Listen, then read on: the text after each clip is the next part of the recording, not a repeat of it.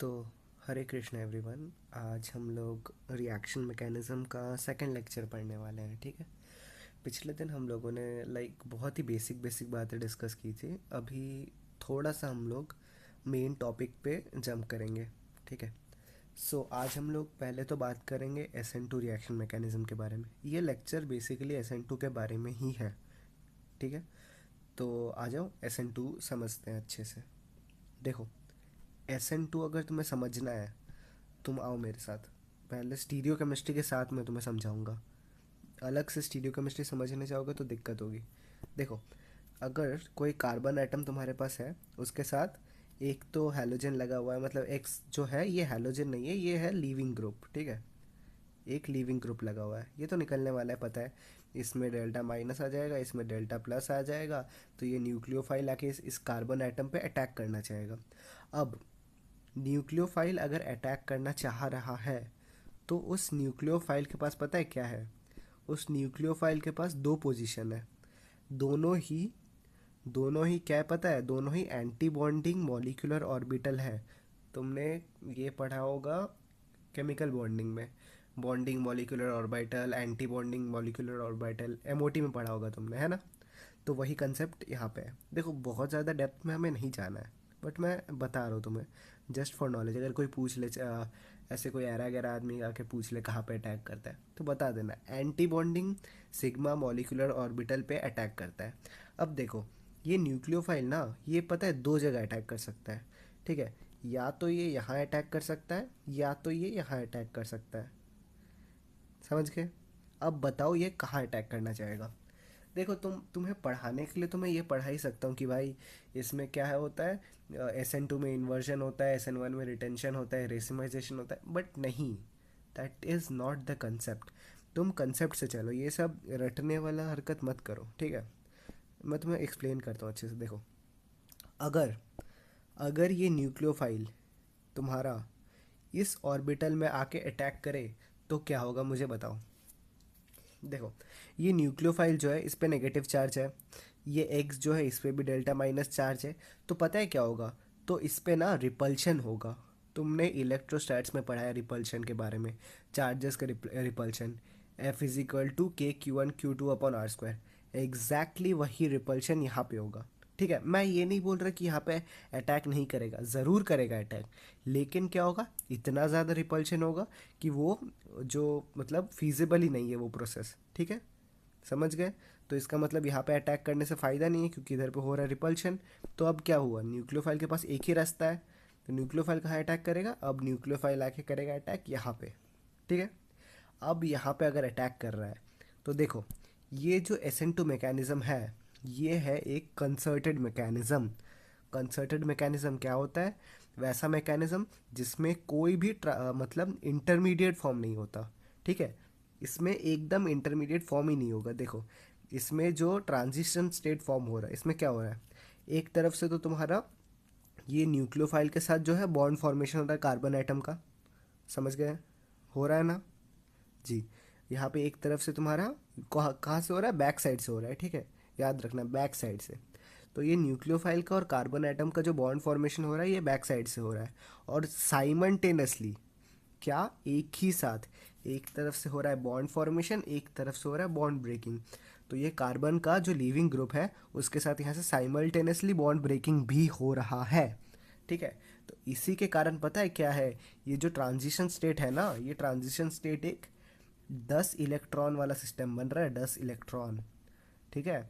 Pentavalent carbon atom बन रहा है ये, पेंटावैलेंट। तुमने पढ़ा है हमेशा कि कार्बन का वैलेंसी कितना होता है? 4। लेकिन this is an exceptional case जहाँ पे पेंटावैलेंट कार्बन एटम हो रहा है। ठीक है। देखो, ये एक्सेप्शनल केस तो नहीं बोल सकते, पता है क्यों? क्योंकि ये ना मतलब एग्जिस्ट नहीं करता है। ट्रांजिशन स्टेट क्या होता है? वो एग्जिस्ट नहीं करेगा, तुम्हें कभी दिखेगा नहीं, तुम कभी उसे अलग नहीं कर सकते। लेकिन यही पाथवे फॉलो करता है, ये हम लोग एज्यूम करते हैं। ठीक है। समझ गए? Pretty easy. एंड तो यहाँ पे क्या हो रहा है, जो ये बैक साइड से अटैक कर रहा है तो पूरा स्टीरियो केमिस्ट्री उलट जा रही है। R2 यहाँ पे था, तो यहाँ पे R2 यहाँ पे आ जाएगा। ठीक है। जस्ट ऑपोजिट हो जाएगा। और न्यूक्लियोफाइल वहाँ पे अटैक, वहाँ पे घुस जाएगा। Pretty easy. ठीक है। इसमें इसमें कोई दिमाग लगाने वाला बात नहीं है, एकदम इजी है ये। SN2 पता है बहुत आसान है, बहुत ज़्यादा। क्यों? क्योंकि इसमें कोई इंटरमीडिएट फॉर्म नहीं हो रहा है, इसमें ना कोई कार्बोकेटायन है ना कार्बोकेटायन है, रीअरेंजमेंट करना है, कुछ नहीं करना है, एकदम कुछ नहीं। डायरेक्ट अटैक कराओ, इन्वर्जन करो, प्रोडक्ट बनाओ, सिंपल। अब आओ थोड़ा समझते हैं इसे। मैंने तुम्हें पहले ही बता दिया ये कौन सा मैकेनिज्म है, कंसर्टेड मैकेनिज्म। ठीक है, बहुत बढ़िया। तो एक फार्मूला है, ठीक है, ये फार्मूला याद रखना, इससे एडवांस में क्वेश्चन आ सकता है। आई एम प्रेडिक्टिंग दिस कि इस ऐसा क्वेश्चन एडवांस में आने वाला है। ये फिजिकल और ऑर्गेनिक केमिस्ट्री का मिक्सचर टाइप ऑफ क्वेश्चन होगा, क्योंकि ये पीटर एटकिंस में दिया हुआ है, आई गेस, ये वाला formula. Transition state is equal to intermediate plus one. ये फार्मूला हमेशा याद रखना, ठीक है, ये वाला formula. Transition state is equal to intermediate plus one. अब तुम मेरी बातों को मानोगे तो नहीं ऐसे ही, तो मैं तुम्हें एक ग्राफ दिखाता हूँ, आ जाओ। ये प्रॉब्लम में जो अभी ग्राफ दिखा रहा हूँ, ये देखो, ये SN2 का ग्राफ है, ठीक है। पहले ये रिएक्टेंट है यहाँ पे, और प्रोडक्ट ऑफ कोर्स रिएक्टेंट से ज़्यादा कम पोटेंशियल एनर्जी रखता होगा। अच्छा, लिख देते हैं यहाँ पे पोटेंशियल एनर्जी, यहाँ पे टाइम। बट एक्चुअली ये टाइम नहीं होता है, देखो, रुको मैं फिर से बनाता हूँ, ये दिखने में बहुत गंदा लग रहा है यार। भाई गंदा दिखने में लगेगा तो ऐसे नहीं चलता है, रुको रुको अच्छे से बनाते हैं ये। भाई मेरे से अच्छे से नहीं बनेगा, छोड़ो। देखो, यहाँ पे हमारा है रिएक्टेंट और यहाँ पे है प्रोडक्ट, ठीक है, बहुत बढ़िया। ये पोटेंशियल एनर्जी है इस तरफ, और यहाँ पे है रिएक्शन कोऑर्डिनेट, RC लिखता हूँ मैं, ठीक है, रिएक्शन कोऑर्डिनेट्स। ये टाइम नहीं है, reaction coordinates is a very specific term use in chemistry, इसको टाइम वाइम मत समझना, इसको छोड़ो तुम। अब ये देखो, ये जो पीक वाला पॉइंट है ना, ये होता है तुम्हारा, क्या होता है, transition state. This is transition state. अब तुम बोलोगे कि भाई ठीक है, देखो यहाँ पे कोई तुम्हारा इंटरमीडिएट फॉर्म हो रहा है या नहीं, नहीं हो रहा ना इंटरमीडिएट, तो क्या हुआ, intermediate is equal to zero. तो अब देख लो, आ जाओ इस फॉर्मूले पे आओ। Transition state is equal to intermediate plus one. यहाँ पे इंटरमीडिएट जीरो है, तो इसका मतलब क्या है, transition state is equal to one, है ना, transition state is equal to one इसमें, ठीक है, समझ गए। आ जाओ आ जाओ, इधर आओ। ये तो तुम्हारा SN2 के लिए, ठीक है, ये SN2 का है, ये तो हमने SN2 का बनाया। अब हम एक नॉर्मल कोई भी अलग से ग्राफ देखते हैं, ठीक है। ये वाला SN2 का नहीं है, मैं बाद में मिटा दूंगा इसे। ये ऐसा, ऐसा, ठीक है, प्रिटी इजी। अब पता है, थोड़ा बड़ा बनाते हैं, समझे, आ जाओ। हाँ, वेरी गुड, बहुत सुंदर लग रहा है। अब देखो, देखो, ये क्या है, ये तो रिएक्टेंट है, ठीक है, ये क्या है, ये प्रोडक्ट है। Pretty easy, pretty easy, yes. अब जल्दी आओ यहाँ पे, देखो, ये क्या है, ट्रांजिशन स्टेट वन है। पिछले वाले जैसे ही क्रेस्ट जो था वो ट्रांजिशन स्टेट था, ये TS1 हो गया, और ये हो गया TS2। कितना ट्रांजिशन स्टेट है इधर, दो है, समझ गए, प्रिटी इजी। अब देखो, ये पता है क्या है, इसको ही बोलते हैं अपन इंटरमीडिएट। क्या, इंटरमीडिएट। इंटरमीडिएट थोड़ा बहुत ना स्टेबल होता है, ठीक है, इंटरमीडिएट एग्जिस्ट कर सकता है, लेकिन ट्रांजिशन स्टेट एग्जिस्ट नहीं करता, इसीलिए इंटरमीडिएट जो है वो ट्रफ में है, और transition state is will be in the crust, ठीक है, क्रस्ट या जो भी है भाई, छोड़ो, वो मेरा तबीयत भाई बहुत ज़्यादा ख़राब है, तो don't mind my voice and everything, या वट एवर। अब इस फार्मूले में आके पुट करते हैं इसे। देखो, यहाँ पे इंटरमीडिएट कितना है, एक इंटरमीडिएट है, ओके, बहुत बढ़िया। तो ट्रांजिशन स्टेट कितने होंगे, दो होंगे, क्यों, इंटरमीडिएट वन है, वन प्लस वन टू, ठीक है, दो ट्रांजिशन स्टेट होना चाहिए। देखते हैं कि यहाँ पे कितना है, ये देखो, TS1 TS2, ठीक है, प्रिटी इजी। ये फार्मूला है, याद रखो इसे। एंड या this is how you prove the formula. And ये SN2 का ग्राफ है, ठीक है, इसको याद रखना, पोटेंशियल एनर्जी वाला ग्राफ, ये कभी एग्ज़ाम में आ सकता है। चलो बहुत बढ़िया। अब मैंने तुम्हें ये ट्रांजिशन स्टेट के बारे में जब बताया था, मैंने बताया था पेंटावेलेंट कार्बन एटम के बारे में, 10 इलेक्ट्रॉन सिस्टम के बारे में। आ जाओ उस पे आओ। ये यहाँ पे भी वही लिखा हुआ है, ट्रांजिशन स्टेट है जो है वो 10 इलेक्ट्रॉन सिस्टम है। अब देखो, तुम सोचो कि भैया ये 10 इलेक्ट्रॉन सिस्टम है, यहाँ पे 5 बॉन्ड बन रहा है, तो यहाँ पे sp2 कैसे है, यहाँ पे sp3 होना चाहिए, यही सॉरी sp क्या sp5 होना चाहिए, sp4 होना चाहिए, तुम कुछ भी सोचोगे। देखो ऐसे कुछ भी नहीं सोचना है, ठीक है। देखो यहाँ पे ना ये जो है ये दोनों बॉन्ड है पार्शियल बॉन्ड, ठीक है, इसीलिए वो काउंट नहीं होता है और ये sp2 रह जाता है, ठीक है, ट्रांजिशन स्टेट। ओके, क्योंकि दोनों पार्शियल, एक तरफ से बॉन्ड टूट रहा है एक तरफ से बन रहा है, तो तुम उसका आधा आधा बॉन्ड तो गिन नहीं सकते और ना ही तुम उसे पूरा बॉन्ड गिन सकते हो, तो उसे हम इग्नोर करते हैं और ये sp2 हाइब्रिडाइजेशन होता है, इसको याद रखो। और 10 इलेक्ट्रॉन सिस्टम है, पेंटावैलेंट है, मैंने तुम्हें ये बता दिया। अब मुझे ये बात तुम बताओ, 10 इलेक्ट्रॉन सिस्टम कितना इलेक्ट्रॉन स्टेबल होता है बताओ। 8 इलेक्ट्रॉन सिस्टम स्टेबल होता है ऑफकोर्स, है ना। तो क्या इलेक्ट्रॉन ज़्यादा है, 2 इलेक्ट्रॉन ज़्यादा है, हाँ या ना, है ना ज़्यादा, बिल्कुल ज़्यादा है। ठीक है, तो हमें क्या करना है, हमें हमेशा स्टेबलाइज करना है। तुमने इक्विलिब्रियम पढ़ा है ना, जब भी कुछ ज़्यादा होगा तो उसको बैकवर्ड लाना पड़ता है ताकि इक्विलिब्रियम मेंटेन रहे। तो एग्जैक्टली यहाँ पे भी इक्विलिब्रियम होना चाहिए, ज़िंदगी में इक्विलिब्रियम मेंटेन होना ही चाहिए भाई।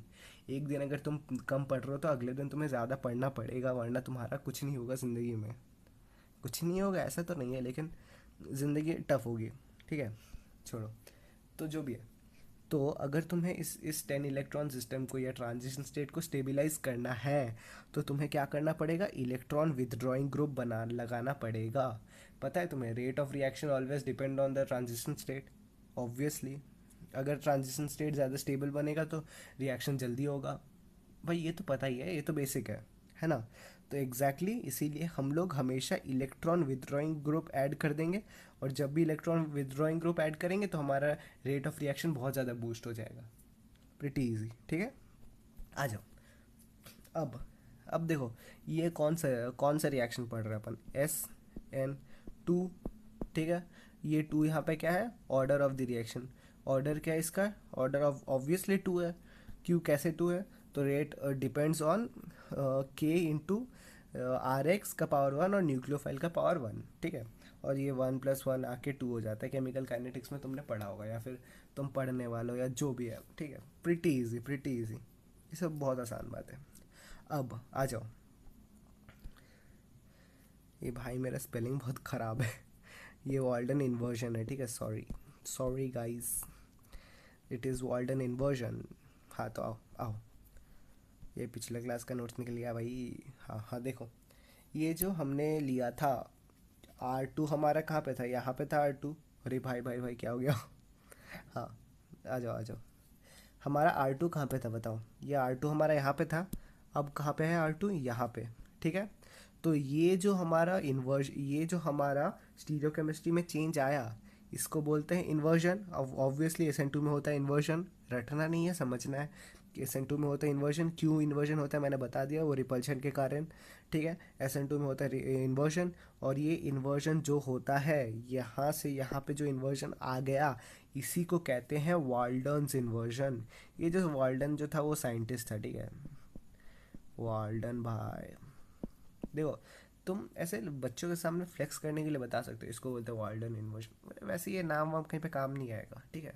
बस ऐसे फ्लेक्स करने के लिए बता देना। देखो तुम्हें ये आता है क्या, हमारे भैया ने समझाया ये वाल्डन है, बस ऐसे ही, और कुछ नहीं, ठीक है। Pretty basic, pretty easy, yes, ठीक है। और SN2 में तो यही सब है। और आ जाओ थोड़ा समझते हैं, और थोड़ा समझते हैं। देखो देखो तो समझो, और SN2 में तुम्हारा जो रेट है और किस पे डिपेंड करना चाहिए बताओ मुझे, और किस पे डिपेंड करना चाहिए, ऑब्वियसली और एक चीज़ पे डिपेंड करना चाहिए। किस पे डिपेंड करेगा, हाँ बताओ बताओ, वो स्टेरिक हिंड्रेंस पे, यस, स्टेरिक हिंड्रेंस। देखो मैं बहुत आलसी हूँ, ठीक है, मेरे को लिखने में बहुत आलस आ रहा है, तो मेरी बात समझो मेरी। देखो स्टेरिक हिंड्रेंस पे कैसे डिपेंड करेगा, तो ये जो न्यूक्लियोफाइल है, मतलब देखो मैं अभी कोई स्टीरियोकेमिस्ट्री ऐसे मैं एक्सप्लेन कर रहा हूँ, ठीक है, देख लो, R1 R2 R3 R4, ठीक है, ये है, और न्यूक्लियोफाइल को अटैक करना है। देखो न्यूक्लियोफाइल आके यहाँ से अटैक करेगा, ठीक है। अब यहाँ पे अगर R2 के जगह या R2 R1 ये सब के जगह तुम हाइड्रोजन डाल दिया, मान लो तुमने हाइड्रोजन डाल दिया, ठीक है, हाँ तुमने डाल दिया hydrogen, hydrogen hydrogen, hydrogen, hydrogen. Hydrogen कैसा है? साइज में छोटा है, छोटा है, छोटा है, छोटा है, तो ये आराम से आके अटैक कर सकता है। लेकिन क्या है पता है? मैं समझाता हूँ, आ जाओ। अगर तुमने यहाँ पे ना ये डाल दिया, देखो, तुमने यहाँ पे डाला सी, फिर hydrogen, sorry, oh shit, sorry guys, give me a minute, technical error आ गया है गाइज। हाँ ठीक है, ठीक है, सॉर्ट हो गया भाई, सॉर्ट हो गया, चिल करो। हाँ देखो, देखो देखो, समझो मेरी बात। अगर तुम उसके जगह ये किए, तुम लगा दिए यहाँ पे CH3, ठीक है, यहाँ पे भी CH3 लगा दिए तुम, of course hydrogen, hydrogen, hydrogen, ठीक है, यहाँ भी CH3, हाइड्रोजन, हाइड्रोजन, हाइड्रोजन, और यहाँ भी हाइड्रोजन,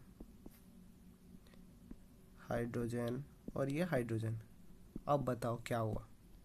अब ये कितना ज़्यादा बल्कि है, तुम्हें समझ आ रहा है? ये देख रहे हो कितना बल्कि है?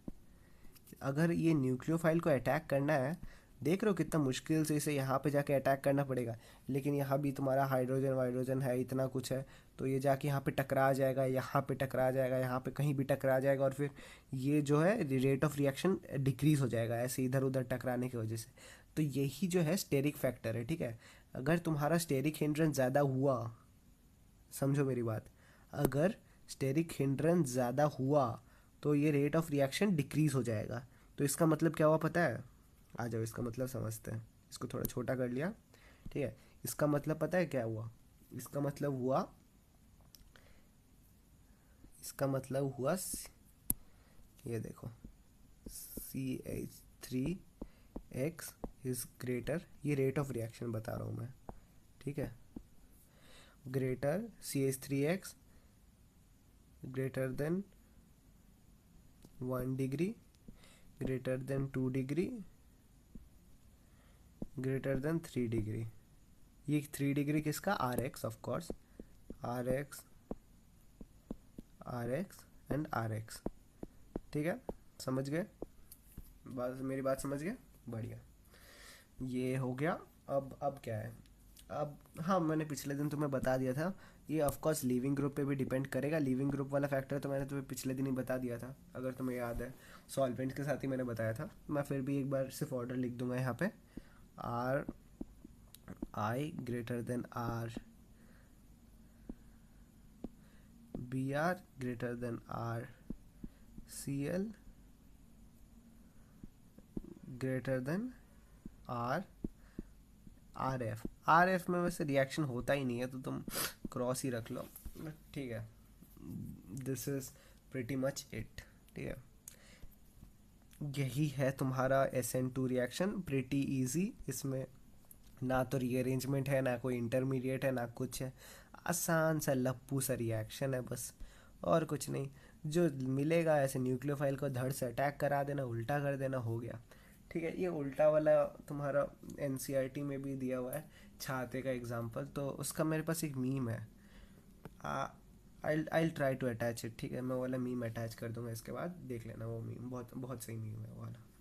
तो या that is it for today, और अगले दिन अपन आते हैं SN1 लेके, और यहाँ ऐसे धीरे धीरे अपन पढ़ेंगे। मैं ऐसे लेक्चर्स को शॉर्ट रख रहा हूँ, ऐसे शॉर्ट शॉर्ट लेक्चर्स रहेंगे तो रिवीजन के लिए इजी होगा। एंड हाँ भाई, तुम बोलो कि भैया क्वेश्चन नहीं हो रहा, तो देखते हैं, मैं रिएक्शन मैकेनिज्म करा लेता हूँ, उसके बाद एक दिन क्वेश्चंस करेंगे अच्छे से अलग से। मैं बेसिकली ये रिवीजन पर्पज़ के लिए सिर्फ बना रहा हूँ, तो मैं क्वेश्चन पे फोकस नहीं कर रहा अभी, ठीक है। सो या that is it for today, bye.